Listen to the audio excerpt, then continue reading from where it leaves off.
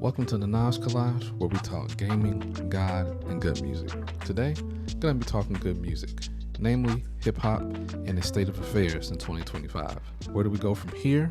Do we still have things to be excited about? Let's get into it. Let's talk about where hip-hop came from and how it evolved for a sec. Hip-hop has its origins in jazz and funk, but the genre as we know it primarily started off as club and party music. In the 70s and 80s, things like Sugar Hill Gang's Rapper's Delight or Curtis Blow's The Breaks come to mind when I think of that particular era. Things took a more violent turn as we went from the late 80s, 90s, and then into the 2000s, but it wasn't entirely about violence for the sake of violence. There were still a great deal of storytelling in the music. I think of things like Goody Mob's Cell Therapy or Shook One's Part 2 by Mobb Deep, where they're just talking about life in the hood, what it's like, how they're trying to survive, and just the things that go on. It was much more authentic, saying, this is who I am, this is where I live, as opposed to, I'm just going to unalive you if you do X, Y, and Z. But yes, of course, if we are completely honest, again, there were also tracks that were violent, things like Tupac's Hit 'Em Up or Biggie's Give Me the Loot, were violent tracks that were just violent. More lighthearted tracks like Soulja Boy's Crank That and the New Boys, You're a Jerk, came out in the mid 2000s, I think, as the genre was trying to sort of shift away from just being saturated with violence. But tracks like I Don't Like from Chief Keef and other artists like Tay K started to introduce what's called drill music into the scene, and those songs, purely about violence, became very popular. You combine this resurgence of violence with the fact that a lot of rappers don't really do what they talk about or what they rap about, and you have this concoction for what seems like a loss of identity for hip-hop. Braggadocious and mumble trap rap has dominated the genre for a better part of a decade or so, but I think that Kendrick Lamar's victory over Drake in their recent rap beef, I think that signaled a lot of different things that are set up to change. I think people want to see a return to authenticity, more witty lyricism, and higher production values. I wanted to talk about Christian hip hop since we're talking about hip hop in general, and I think mentioning it is integral to hip hop's next steps.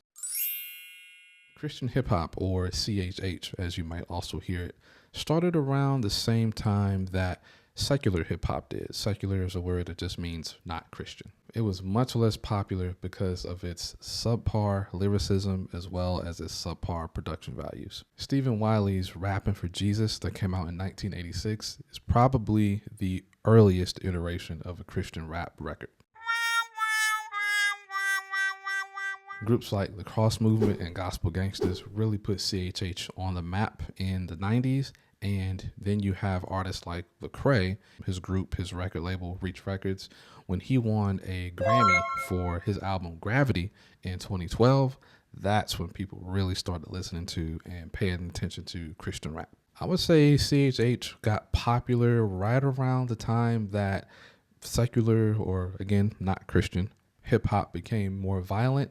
And I think in comparison to secular hip hop, Christian hip hop has seemed more positive, more affirming. And taking that thread and weaving it back to the initial discussion about hip hop and Kendrick Lamar and Drake, I think that hip hop fans in general are starting to become more and more discontent with just the violent and misogynistic themes that have been prevalent in hip hop for so long. I think the success of more conscious acts like Kendrick Lamar and J. Cole speak to this sort of changing landscape, but people don't necessarily seem to want to go the religious route because of the implications it carries. There's a lot of things theologically and dots that people need to connect if they were to go that route.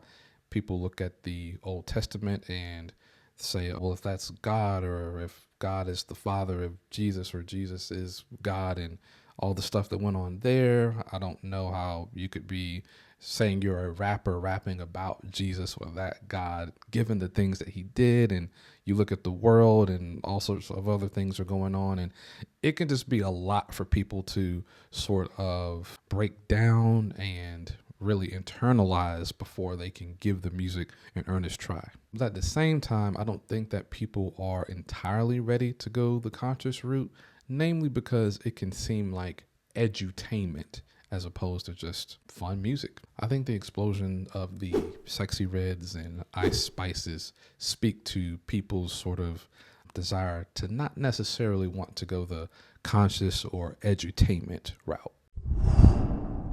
As far as what excites me about hip hop, even with everything that's been going on with it, I'm excited to see a return to form. You're seeing artists considered old heads who are coming out making new music, like Busta Rhymes with his new song Unleash Me. You have Exhibit, Play This at My Funeral. You have LL Cool J and Eminem in their song Murdergram. It's just them rapping, flexing their lyrical ability, showing that, hey, I'm still here. I can do this thing. I'm not going anywhere. I'm excited to see what new stories we can tell, what new trends we can create. Hip hop isn't entirely about death and drugs and sex. There's way more on our minds than that, way more that we have to express and to talk about than just those things. But if we're being honest, speaking to hip hop's authenticity, those things have been the reality for a lot of us for a myriad of reasons. There's tons of people that are already doing that work that can speak to those reasons, but I'll just say that hip hop has always been about calling attention to those things, and it's always been about educating our people, uplifting our people. Another thing that excites me, and I think that will spurn the change of hip hop and its subject matter, is the fact that hip hop is not young. At this point, it is easily over 50 years old. And at this point, we are thinking about what else we can do. How do we move forward? What else can we talk about? You know, you got to grow up at some point. Hip hop has also become a centerpiece of Black expression. And so I think we can definitely still have fun with it while using it to educate and uplift. So what do you think? Do you see a change in hip hop on the horizon? Maybe a return to form? Let me know in the comments. Don't forget to like, subscribe, and feel free to peruse the collage.